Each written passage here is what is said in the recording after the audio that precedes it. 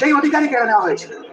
একই কায়দায় এখন যদি কেউ আবার আমার ভোট আমি দিব, তোমারটাও আমি দিব, এই স্লোগান দিয়ে যদি কেউ ভোটের ময়দানে নামেন, এই যুব সমাজ তাদেরকে ভোটের মাধ্যমে, ব্যালটের মাধ্যমে সমুচিত জবাব দেবে। আমরা সবাইকে অনুরোধ করবো, আসুন শান্তিপূর্ণ অবস্থান থেকে পরস্পরের প্রতি শ্রদ্ধাশীল হয়ে আমরা একটা সুষ্ঠু নির্বাচনে সহযোগিতা করি। বাংলাদেশ জামাত ইসলামী অঙ্গীকারবদ্ধ, যারা কালকে আমাদের ভাই বোনদেরকে, শুধু ভাইদের গায়ে না, আমাদের মায়েদের গায়েও তারা হাত তুলেছে, আমরা তার তীব্র নিন্দা জানাই। ওরা কি মায়ের পেট থেকে জন্ম নেয় নাই? ওদের ঘরে কি মা বোন নাই? মা বোনদের প্রতি সামান্য সম্মান দেখানো, নিশ্চয়ই তারা পরিবার থেকে সেই শিক্ষা পেয়েছে। যদি না পেয়ে থাকে, এটা দুর্ভাগ্য।